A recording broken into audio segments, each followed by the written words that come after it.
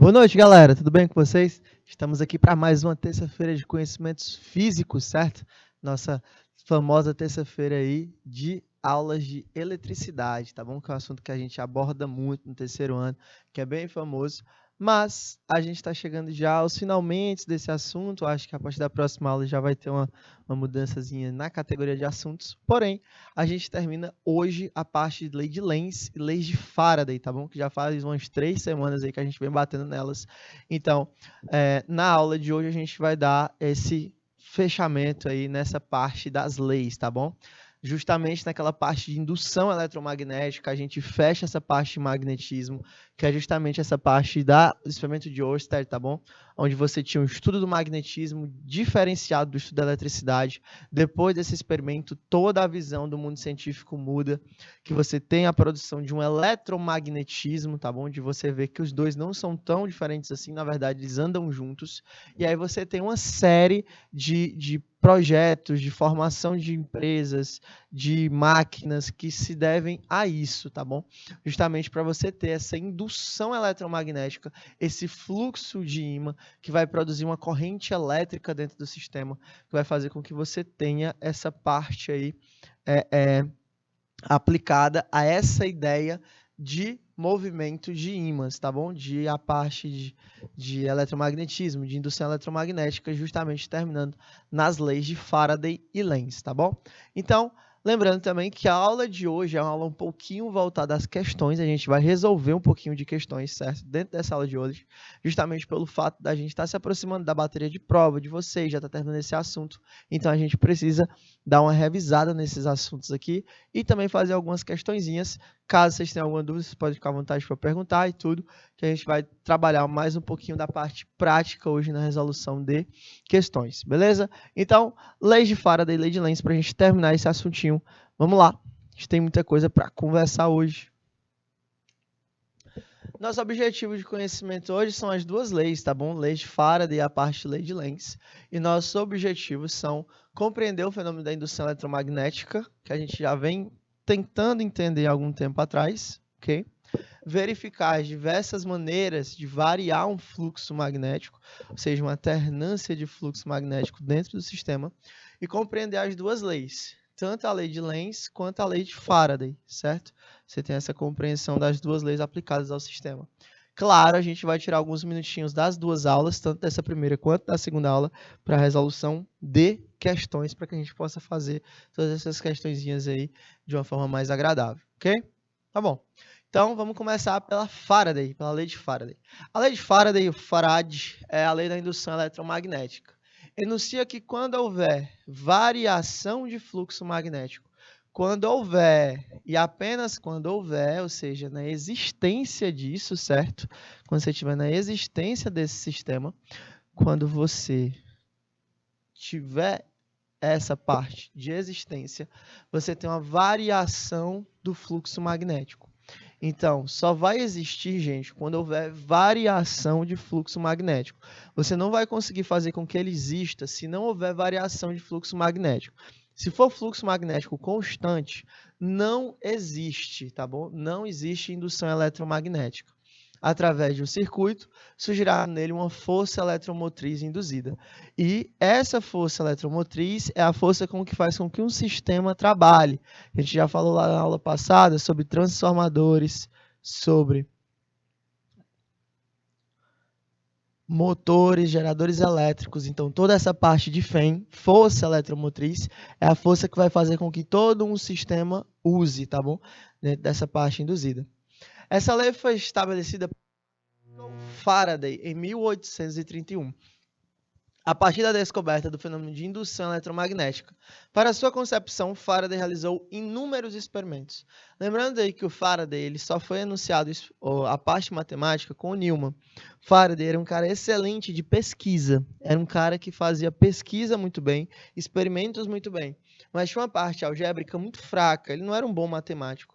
Então, o Newman que anuncia a equação dele. Porém, o experimento é dele, o mérito é dele, e foi ele que reproduziu, né, que botou os postulados para a fórmula da indução eletromagnética. Sendo a lei Sendo uma lei fundamental do eletromagnetismo, foi o ponto de partida para a construção de dínamos e sua aplicação na produção de energia elétrica em larga escala. Antes do Faraday, não tinha-se energia elétrica numa produção de larga escala. Você tinha uma produção de energia elétrica numa parte concentrada, ou seja, você tinha produções individuais de energia elétrica. Você tinha geradores, quando a pessoa queimava carvão ou queimava algum óleo, como óleo de baleia, você tinha algum tipo de produção de energia elétrica, mas claro, que não sustentaria uma grande revolução industrial. E naquela época, os lampiões das cidades eram acesos e tudo, você precisava de um combustível que fosse mais como uma glicerina, né, do que como essa parte elétrica aí. Depois que o Faraday faz esse experimento de indução, é que eu consigo produzir energia elétrica em larga escala, porque eu tenho a produção, por exemplo, de dínamos, tá bom? Que seriam aí transformadores de energia mecânica em energia elétrica. Muito utilizado aonde? Muito utilizado em usinas hidrelétricas, né? Você teria o movimento da água sendo responsável ali pela essa transformação, beleza? A equação, ó, a fórmula matemática que representa a lei de Faraday, como é utilizada ultimamente, foi concebida pelo Franz Ernst Newman, ou seja, ele é indicado pela seguinte fato aí, ó, a variação do fluxo magnético sobre a variação de tempo. Essa força eletromotriz induzida, essa FEM induzida, ela não tem muito a ver com essa parte matemática, né? Você não tem uma produção matemática dentro desse sistema. Por quê? Como eu falei, o Faraday, ele era um cara que tinha um talento excelente para fazer experimentos. Ele era um cara muito prático. Ele não era um cara que era bom de matemática. Então ele faz os experimentos e deixa os experimentos para a produção de dínamo, coisas do tipo. O Newman que faz a equação, tá bom? Ele que bota esse postulado, sendo que o Ezinho é a minha força eletromotriz induzida, que é dada em FEM, tá bom? Qual a unidade dele? O volt, dado em alguns volts de energia. A variação de fluxo magnético é o Weber, tá bom? Simbolizado por WB. A gente já viu ele em algumas questõezinhas, inclusive a gente vai já aplicar ele nas questões de hoje. E T é o intervalo de tempo, que é dado em segundo. Acho que todo mundo lembra que o S é a quantidade de segundos ali, né? Então, a minha força eletromotriz seria Weber por segundo, a parte da variação de fluxo magnético. O sinal negativo da fórmula indica que o sentido da fé induzida é oposto à variação de fluxo magnético, né? Fluxo gerado pelaquela bobina, pelaquela espira. A gente viu isso aonde? Lá na lei de Lenz, tá bom? Lembra-se lá que o ímã ele vai ser afastado, depois o ímã vai ser puxado, porque a força eletromotriz é sempre oposta ao fluxo magnético gerado dentro de um sistema. Eles não podem se alinhar, eles têm que ser opostos. Por isso esse sinal negativo, tá bom? O sinal negativo nada mais é do que uma representação desse sentido oposto, tá bom? Sentido de oposição. Não quer dizer que o valor seja negativo da força, não. Bom? A outra lei que a gente revisa antes de começar as questõezinhas são as leis de Lenz. Com a lei de Faraday, é possível determinar o valor da força eletromotriz induzida em um circuito. E a partir daí podemos encontrar a intensidade de uma corrente elétrica. A lei de Lenz estabelece que o sentido do campo magnético, o que é importante em Lenz? Importante em Lenz é o seguinte: o sentido do campo magnético produzido pela corrente induzida é contrário à variação de fluxo magnético. Isso aqui que é o importante da lei de Lenz, tá bom? O sentido do campo magnético é contrário à variação do fluxo magnético. Então, você teria essa situação sendo aplicada. Isto é, se o fluxo magnético aumenta, aparecerá no circuito uma corrente induzida que criará um campo magnético em sentido oposto ao do campo magnético onde o circuito está imerso, tá bom? Então, o fato de eu ter um fluxo magnético aumentado, no circuito irá aparecer uma corrente induzida maior, que criará no campo magnético um campo magnético que o circuito está imerso, tá bom? Sempre em sentido o quê? Oposto. Então, a corrente ela vai gerar um campo magnético oposto ao fluxo.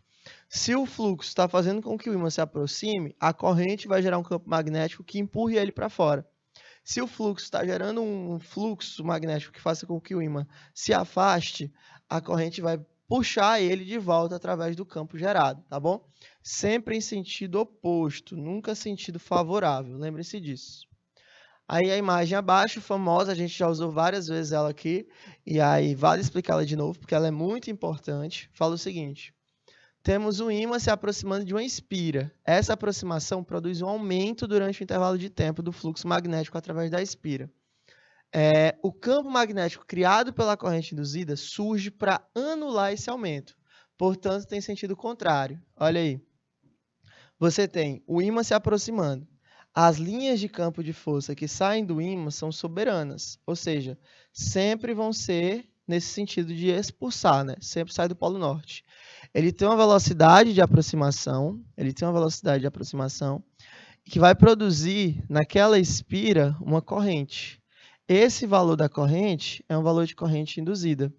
Quando eu tenho aquela corrente induzida, eu expulso aquele ímã, jogo o valor daquele ímã para fora. Isso faz com que eu tenha uma repulsão entre o anel, a argola, e o próprio ímã gerado, tá bom? Isso faz com que o ímã se afaste. Porém, a corrente ela vai entender o seguinte: se o fluxo magnético diminui, olha aí, quando eu tenho uma queda do fluxo magnético, o sentido da corrente será tal que o campo produzido terá o mesmo sentido do campo magnético criado pelo ímã. Então, o que foi que aconteceu? A corrente empurrou o ímã embora, só que ela se arrependeu, porque ela percebeu que não vai existir se não tiver esse ímã próximo dela. Então, o ímã vai se afastar da espira. Nesse caso, o campo criado pela corrente surge para impedir que ocorra a redução do fluxo. Logo, tem o mesmo sentido do campo do ímã.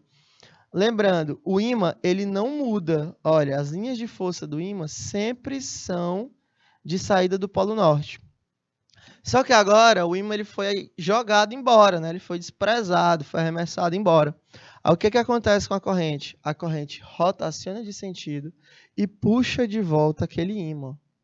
Faz com que ele se alinhe, fazendo com que você gere uma aproximação do ímã, gerando um fluxo, né? E aí você tem um campo criado por uma corrente induzida dentro daquele meu sistema. Aplicações das leis, tanto de Faraday quanto de Lenz, fala do seguinte: primeira aplicação importante é do motor elétrico. Além de ter possibilitado o surgimento de geradores de energia, como aqueles que são empregados em basicamente todos os tipos de energia elétrica, o fenômeno de indução eletromagnética descrito por Faraday permitiu que criássemos o primeiro motor elétrico, tá bom? Então, primeira coisa que a gente tem que entender, que o Faraday ele proporciona o surgimento de um motor elétrico. O motor elétrico e os geradores funcionam por meio de um mesmo princípio, tá bom? O motor elétrico e os geradores aí funcionam através de um mesmo princípio. Dentro desses motores, há uma espira condutora disposta entre os polos opostos de uma configuração de ímãs. Quando uma corrente elétrica passa através da espira condutora, o campo magnético dos ímãs produz torque sobre elas, fazendo girar. Olha a figura aqui. Você percebe que você tem essa rotação interna, né? Dentro dessa rotação interna, existe uma espira condutora. Várias espiras, olha elas aqui, ó. Vários conjuntos de espiras condutoras. E aquele ímã interno faz um movimento de rotação, ora se aproximando, ora se afastando dessas espiras. Então, o que ele produz? Ele produz um fluxo de campo magnético. E aí você tem com que você rotaciona esse fluxo. Ora ele funciona como polo norte, ora ele funciona como polo sul. Ora ele funciona como polo norte, ora ele funciona como polo sul. Então, você tem essa variação aí, o que acaba produzindo o quê? Uma corrente elétrica para o sistema. Quando eu produzo corrente elétrica para o sistema, eu consigo ligar alguma coisa naquele motor elétrico. E isso, gente, foi o que produziu a Revolução Industrial, automatização, tá bom? Você tem aí máquinas que estão trabalhando no lugar de de vários seres humanos aí para poder fazer um trabalho mais rápido. Então, tudo isso existe por causa da lei de Faraday, do experimento de indução de Faraday que foi atuado ao sistema para a produção de corrente elétrica através dessa alternância aí. Outro tipo que a gente usa muito são os transformadores. Os transformadores são dispositivos utilizados para abaixar ou elevar tensões e correntes elétricas, certo? Ele sempre vai fazer isso. Ou ele vai procurar uma queda, ou ele vai procurar elevar tensão e corrente elétrica dentro do sistema. São constituídos por duas bobinas, uma primária e uma secundária. Então, você tem uma VP, uma voltagem primária, e uma voltagem secundária. Essas são enroladas em volta de uma barra de ferro fechada ou dispostas em formato de U. Quando uma corrente elétrica alternada passa através do enrolamento primário em um campo magnético oscilante, olha aí, é produzida e guiada através do interior da barra de ferro. Dessa maneira, a corrente elétrica é induzida no enrolamento secundário. Então, aqui ó, tem uma passagem de uma corrente elétrica. Ela passa aqui dentro do sistema e produz linhas de campo. Olha essas linhas aqui, ó. E essas linhas de campo, ao passarem naquele outro filamento de lá, produzem uma corrente elétrica lá, ó. Então, você teria essa corrente elétrica gerada dentro daquela voltagem secundária. A relação entre o número de espiras nos enrolamentos primários e secundários é o que determina o aumento ou a diminuição nas tensões elétricas de entrada ou de saída. Então, o transformador ele funciona mais ou menos como um regulador, né? A aula passada eu já tinha falado para vocês que os transformadores eles servem para distribuir as redes de energias em excesso que chegam no sistema. O que eu falo em relação a esse sistema é o seguinte: imagina que você tem uma casa, né, como eu expliquei na aula passada, uma casa que moram 2 pessoas, seu vizinho moram 8 pessoas, a outra vizinho do outro lado moram, sei lá, uma pessoa só. Então, você tem uma casa com uma casa com 4 pessoas, uma casa com 8 pessoas. O consumo de energia elétrica na casa nunca vai ser igual, tá bom? Não mensalmente falando. Porque sempre uma casa que tem mais pessoas tende a consumir mais energia elétrica, isso é óbvio. Mais pessoas, mais celulares carregando, mais TV ligada, mais lâmpada ligada, mais geladeira vai precisar. Então, você precisa ter essa ideia aí. Então, o transformador serve para isso. Ele recebe uma corrente primária, uma voltagem primária, e usa um sistema para produzir uma secundária, que vai distribuir essa rede de tensão. Então, ele abaixa ou eleva a tensão, dependendo da necessidade da casa, assim como ele abaixa e eleva a corrente elétrica, dependendo da necessidade onde o sistema vai estar inserido. Então, ele vai estar sempre com essa ideia aí de propagação de energia dentro do sistema. Bacana? Como funcionam motores e geradores elétricos? A gente já tinha começado a comentar isso aí na aula passada, né? Tanto o motor elétrico quanto o gerador elétrico são equipamentos utilizados para converter energia por meio de uma indução eletromagnética.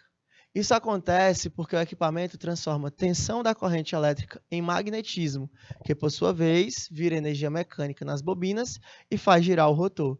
Então, dentro de um gerador ou de um motor elétrico, o que ele faz? Ele pega a corrente elétrica,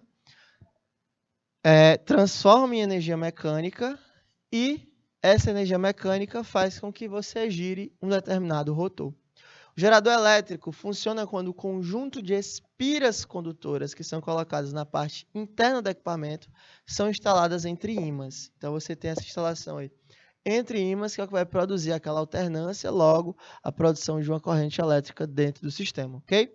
Com isso, as bobinas entram em rotação, produzindo corrente elétrica. Aí você tem essa produção. A partir disso, podem ser alimentados diferentes tipos de circuitos elétricos existentes. E aí, o gerador ou o motor, você pode botar infinidades de tipos de circuitos que você pode ter. Você pode carregar um simples celular ou você pode abastecer uma cidade inteira. Tudo vai depender do que você quer fazer com aqueles motores ou geradores. Quanto de energia um gerador gera? Estima-se que o rendimento de um gerador a energia diesel atinja de 36% a 41%, chegando a um poder calorífico de 10.500 quilocalorias por quilo, ou seja, ele produz 10.500 quilocalorias a cada quilo de material queimado. Eficiente quanto ao consumo do combustível, que fica em torno de 0,26 litro por quilowatt-hora. gerado um regime de acima de 70% da capacidade nominal do motor. Então, 70% do óleo diesel, do querosene, não sei, do gerador que ele for utilizar, vai ser utilizado 60% de uma forma útil, ok? Quantas horas podem ficar ligados no gerador a gasolina? É basicamente o quanto ele aguentar, tá bom? Em resumo, a resposta da questão, quanto tempo o gerador de energia pode ficar ligado? É que o gerador pode se manter funcionando o tanto de tempo que durar o combustível, desde que sejam respeitadas as orientações de segurança e inspeção, que na grande maioria dos manuais não passa de 12 horas, tá bom? Então, o mesmo gerador cheio de combustível, ele não consegue ficar ligado mais do que 12 horas sem esvaziar. E o gerador, você não pode reabastecer ele ligado, né? Você tem que desligar para depois abastecer e depois ligar de novo, porque senão pode dar probleminha lá dentro. Quando o gerador está em curto-circuito? O gerador é posto em curto-circuito quando seus polos são ligados diretamente por um fio condutor de baixa resistência.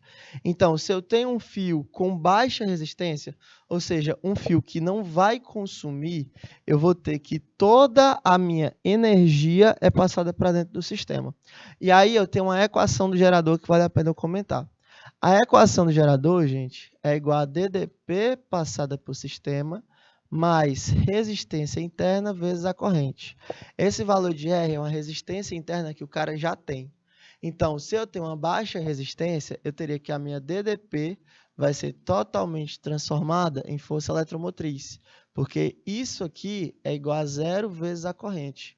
Então, aqui acabaria sendo zerado. Quando eu tenho um gerador ideal, eu não tenho um consumo interno dele. Então, eu teria a mesma equação, U é igual a R vezes I. Porém, agora, a minha força eletromotriz é totalmente aproveitada. Então, você teria um R vezes I dentro do sistema. E aí vai depender se ele vai estar em curto ou se ele vai estar numa situação ideal. O que acontece quando o gerador está em curto-circuito? O gerador entra em estado de curto-circuito quando os polos positivos e negativos são ligados por um fio condutor de baixa resistência. Se isso ocorre, tá bom? A diferença entre os polos é nula, portanto, a corrente que passa no gerador é a maior possível. Então, o que é esse curto-circuito? Por que a gente tem aquela ideia de curto-circuito? Isso é uma coisa ruim. Porque o curto-circuito ele vai permitir a passagem maior do sistema da corrente elétrica. Quando o sistema elétrico passa de uma vez a corrente, ele sai queimando tudo. É por isso que no curto-circuito você tem um apagão. Por quê? Porque aquela energia é muito mais forte, né, do que o sistema consegue aguentar. Então, o sistema acaba queimando para que você tenha essa produção energética aí, tá bom? Você tem essa eletricidade gerada. O que é o curto-circuito? É um gerador. Podemos dizer que um gerador sofre um curto-circuito quando seus polos estiverem ligados através de um fio de resistência elétrica nula. Sendo assim, a DDP que fica entre os pontos A e B do gerador é nula. E a corrente elétrica que passa pelo gerador é denominada corrente de curto-circuito. Foi justamente aquela parte que eu te falei, ó. Força eletromotriz é igual a R vezes I, onde a minha DDP tende a valer zero. Então, a minha força eletromotriz é igual a R vezes a minha corrente de curto-circuito. Então, a minha corrente de curto-circuito seria igual a força eletromotriz dividido pelo valor da resistência aplicada ao sistema, ok? Qual o perigo de um curto-circuito? Curto-circuito elétrico pode gerar fumaça e, em casos mais graves, até incêndio. Justamente porque tu tem uma passagem elétrica máxima. Então, ele vai queimar tudo que estiver na frente dele. Se um aparelho elétrico é feito para funcionar com 220 volts e ele pega uma carga de 250, 300 volts, ele vai incendiar. Por quê? Porque aquela energia elétrica vai ser dissipada em forma de calor. Se é dissipada de uma forma muito abrupta, ele queima o próprio material. A intoxicação por fumaça é mais letal e mais comum neste caso e é algo extremamente grave, podendo ter diversas complicações na saúde para o acidentado. Então, muitas vezes, o cara sobrevive ao incêndio sem nenhuma lesão corporal, né? Mas acaba falecendo pela quantidade de fumaça que ele inalou. Isso é intoxicação, tá bom? Por fora não dá para ver, mas por dentro ele está todo queimado no pulmão porque você está aspirando uma fumaça quente. Aquela fumaça queima seus brônquios, você não consegue mais respirar e acaba levando a óbito, tá bom? São infinitos exemplos de casos aí, mas eu acho que um dos mais famosos é o caso lá da Boate Kiss, né, que aconteceu em Santa Maria. Foi intoxicação por fumaça, só que lá não foi gerado através de um curto-circuito, tá bom? Uma das bandas que fazia um show acabou queimando isolante acústico. Isolante acústico, eu não tenho como mostrar para vocês, mas aqui na sala tem isolante acústico. Isolante acústico é aquela espuma preta, certo? Que a gente bota para barrar a passagem de som. Como é que você consegue escutar através de uma porta? Você pega um copo de vidro, apoia o fundo do copo no seu ouvido e a parte aberta na porta. Se a porta for de madeira ou de alumínio, vai ser perfeito, tá bom? Se a porta já for de um outro material, é um pouco mais complicado. Por quê? Porque quando você fala, você faz uma vibração no ar. Quando a vibração no ar bate na porta, a porta vibra na mesma intensidade e, consequentemente, o copo. E aí, como o som é só vibração, você consegue escutar pela vibração do copo. Quando você teve o acidente da Boate Kiss, eles botam essas espumas para barrar a vibração nas paredes, ou seja, o som que está dentro, ele fica isolado, ele não consegue chegar a uma casa vizinha, uma região de moradores, porque afinal as pessoas dormem mais cedo, né? Você está numa festa e tudo, você quer ficar até mais tarde. Só que existem pessoas que têm esse horário de dormir regulado. E aí, pela lei do silêncio, você não pode passar de 10, 11 horas, não sei que horas são. Mas essa isolante acústico serve justamente para impedir que a zoada chegue na casa das pessoas que não querem ser incomodadas. Só que esse negócio é extremamente inflamável. Muito inflamável mesmo, bacana? Então, qualquer coisinha ele pega fogo. Só que ele libera uma fumaça tóxica. E foi essa fumaça que gerou essa intoxicação que matou várias pessoas lá. Então as pessoas até por fora estavam perfeitas, não tinha nenhuma marca de queimadura, nem coisa do tipo. Mas por dentro estava tudo queimado por causa da inspiração de fumaça muito quente. Então um dos perigos do curto-circuito é esse. Se tiver curto-circuito na sua casa, muito cuidado com fumaça, beleza? Fumaça ela é muito mais letal do que a gente pensa. Então, queimada, se você tem costume de fazer queimada, coisa tipo na sua casa, muito cuidado com fumaça. E também com animal de estimação, tá bom? Se a gente já é frágil para fumaça, quem tem animal de estimação tem que ter um cuidado redobrado, porque eles são mais sensíveis que a gente. Bacaninha? Beleza. Vamos voltar aqui para o assunto, né? Foi só um devaneio. Primeira questão, vamos lá, para a parte das questões que é que você mais gosta. Uma espira circular de raio 0,2 metros está sob a influência de um campo magnético de 5 Tesla. Olha aí. Determine o fluxo magnético sobre a espira, considerando que o ângulo entre o vetor do campo magnético e a reta normal seja de 60 graus. Tendo π igual a 3, cosseno de 60 igual a 0,5. Caninha? Então, fazer o seguinte, aquele esquema de sempre, vocês fazem uma, eu faço a outra. Vou pedir aí 2 minutinhos para vocês tentarem a questão.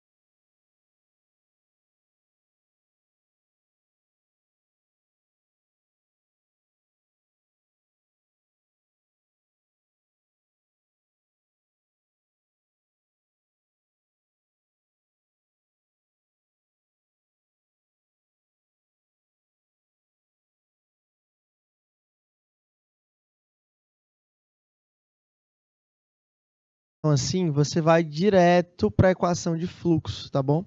A equação do fluxo é igual ao campo magnético vezes a área vezes o cosseno do ângulo, tá bom? Então, sempre vai ser nessa função aí. Então, qual seria essa equação do fluxo aí? A minha equação do fluxo seria igual ao valor do campo, que seria igual a 5 teslas, tá bom? Eu vou botar primeiro o valor de B, porque eu vou comentar essa área aqui primeiro. A área é uma espira circular. Se é uma espira circular, é uma coisa mais ou menos assim. Então, essa espira aqui tem uma área de uma circunferência. Como é que eu calculo a área de uma circunferência? Seria igual a π vezes r ao quadrado, tá bom? πr ao quadrado. Então, eu pego essa área e jogo em função da equação. π vezes o raio ao quadrado vezes o cosseno do ângulo gerado. Então, quem seria o meu fluxo de campo? O campo daria 5 teslas vezes o valor de π vezes o raio. O cara falou que o raio dela vale 0,2. Então, ficaria 0,2 ao quadrado, tá bom? Vezes o valor do cosseno do ângulo. Só que é um cosseno de 60 graus. Perfeito. Vamos lá. Então, quem seria o meu fluxo? 5. Eu vou usar π igual a 3 vezes o valor do 0,2. 0,2 ao quadrado daria 0,04, né? Ficaria 0,2. Deixa eu botar em fração, que fica melhor para você observar. 0,2 ao quadrado é a mesma coisa que 2 sobre 10 vezes 2 sobre 10. Isso aqui vezes o cosseno de 60. Só que o cosseno de 60 vale quanto? Vale 1/2. Pronto. Gente, Matheus, odeio trabalhar com decimal.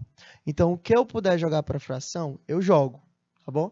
Eu vou explicar o porquê. Porque com fração eu consigo simplificar as coisas muito mais fácil. Posso cortar, ó, 2 de baixo com um dos 2 de cima. Isso aqui, tchau. 5 vezes 2, não, vamos fazer com calma. Olha aí. Aí ficaria 5 vezes 2, que dá 10. Isso aqui vezes 3. Sobre 10 vezes 10. Quem é que eu posso simplificar? Posso cortar de novo. Ó. Um 10 de baixo com um 10 de cima. Então, quem seria a minha variação de fluxo? A minha variação de fluxo seria 3 sobre 10. Ou seja, seria 0,3. Então, o nosso gabarito seria qual? Seria a letra C. Bom, nosso gabarito seria a letra C, dentro desse sistema aí, da parte de fluxo gerado dentro de um campo. Caninha? Ó, o que foi que eu fiz na questão? Quando eu peguei o 0,2 ao quadrado, eu decompus ele. 0,2 ao quadrado, 0,2, 0,2, que é a mesma coisa que 2 sobre 10, 2 sobre 10. Isso aqui foi que eu usei para resolver a questão. Bacana? Porque eu não gosto de trabalhar com número decimal. Se você gosta, você pode fazer do jeito que você quiser, se você achar melhor. Eu acho assim mais rápido, porque eu consigo simplificar, né, as frações. Segunda questão fala o seguinte: quando os terminais de uma pilha elétrica são ligados por um fio de resistência desprezível, passa por ele uma corrente de 20 amperes. Esse Azinho minúsculo está errado. Esse aqui é o valor de uma corrente, que vale 20 amperes. Medindo a DDP entre os terminais da pilha, quando ele está ligado em um circuito aberto, obtém-se 1 volt. Isso aqui é a DDP, ou seja, o valor de U. Determine a força eletromotriz, o valor da Fem, e a resistência interna, o valor de Rzinho, da pilha, tá bom? Dentro desse sistema, ok? Pedi 2 minutinhos para vocês tentarem fazer a questão.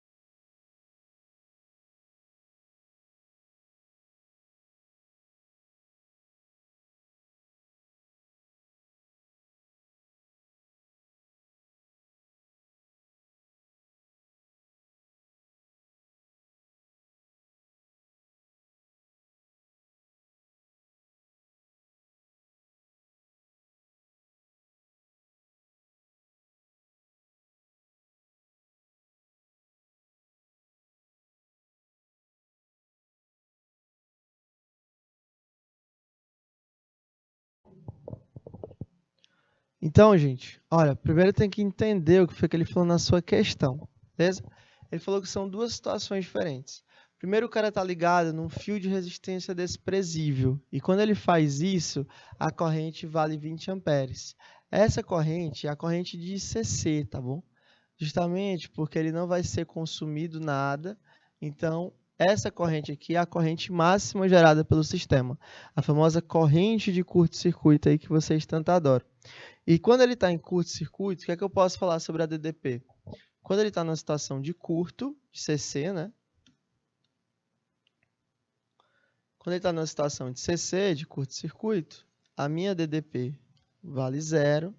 Então, a minha corrente de CC vai valer um total de 20 amperes. Isso aqui é analisado pelo sistema. Depois, eu posso pegar ela e pôr numa situação de circuito aberto. Quando eu ponho ela em um circuito aberto, o que é que eu posso afirmar? Eu posso afirmar que a minha força eletromotriz é igual à minha DDP, se isso aqui for num CA, né? No circuito aberto. E aqui é um CC, curto-circuito. E que vai valer o total de 1 volt. Bom, se eu quero saber esse valor gerado para 1 volt, né? O valor da resistência para 1 volt, então eu pego isso aqui e aplico direto na minha equação do gerador. Φ é igual a DDP mais R vezes I. Só que quando eu estou falando da situação dessa força eletromotriz ser aplicada a 1 volt, isso aqui valeria 1. A DDP do sistema passa a valer quanto? 0, pelo fato lá do curto-circuito, né? Lá do sistema de curto-circuito. Então, eu teria o valor aplicado àquela minha resistência. A minha resistência valeria R, isso aqui, vezes 20. Bom, então, qual seria o valor da minha resistência?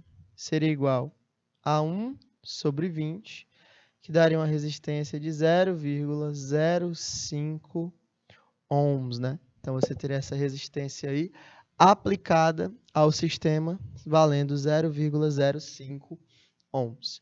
Tenha cuidado quando ele fala da parte de curto-circuito e de circuito aberto. Esse traço não é para cá. Quando ele fala dessa parte aqui de circuito aberto, eu estou falando que a minha força eletromotriz é totalmente levada a uma DDP. Então, ela valeria 1 volt para as duas situações. Justamente porque se o circuito é aberto, não tem passagem de corrente. Se não tem passagem de corrente, ela vale 0. Então, a minha força eletromotriz é igual a DDP mais R vezes I. Na mesma situação, aonde isso aqui tudo vale quanto? 0. Se a DDP é igual à corrente, então... Desculpa, se a FEM é igual a DDP, então a minha FEM valeria ali também 1 para esse sistema, ok? Na corrente de curto-circuito, a atenção é outra. Na corrente de curto-circuito, na CC aqui, deixa eu fazer de novo, eu tenho que a minha DDP é 0, justamente porque eu não vou ter nada consumindo aquela corrente, é o valor máximo. Então, ficaria o valor da corrente de curto-circuito, como ele falou na própria questão, um total de 20 amperes. E aí, para gerar aquele valor que eu quero, né, aquele valor de força eletromotriz que eu vou querer, eu vou dizer que a minha FEM vai ser igual a DDP mais R vezes I. A FEM valeria 1 por causa da situação do circuito aberto. Olha aqui, essa mesma situação que eu tenho aqui, eu jogo para cá. O valor da minha DDP valeria 0 por causa da situação de curto, né? Você não tem consumo ali. Então, seria R vezes o valor de 20, aonde esse valor de R seria a resistência interna da pilha, ok? Então, seria o valor de 20 R. Isola o R, o 20 está multiplicando, passa para o outro lado, dividindo, então você teria essa situação aqui, ficaria 1 dividido por 20, que daria um total de 0,05 ohms. Beleza? Lembrando da unidade da resistência, valendo ohms aí, tá bom? Seria aí o valor dos ohms. Sempre ficar ligado nessa parte da unidade. Bacana? Para não confundir essa partezinha aí. Beleza? Galerinha, a gente vai chegando ao final dessa nossa primeira aula, tá bom? A gente deu uma revisada na função de motor elétrico, gerador elétrico, transformadores. Daqui a pouco a gente vai falar um pouquinho sobre essas questões de transformadores e como eles se aplicam às leis de Faraday e lei de Lenz, tá bom? Ver a equação dos geradores, dos transformadores aí e da passagem, lá da voltagem primária para voltagem secundária, aquela partezinha de distribuição de energia elétrica que a gente viu aí lá no exemplo do poste, da casa com várias pessoas diferentes morando, enfim. Daqui a pouco a gente vai para essas questões sobre transformador também, beleza? Vamos dar um rápido intervalo agora, a gente volta daqui a pouquinho. A gente vai fazer mais algumas questões antes de entrar na parte de transformador, e aí a gente acaba com essa parte de lei de Lenz e com a parte também de leis de Faraday, tá bom? Então a próxima aula vai ser uma aula mais voltada à aplicação de questões e também para a parte de transformador, beleza? Rápido intervalo, daqui a pouco a gente volta.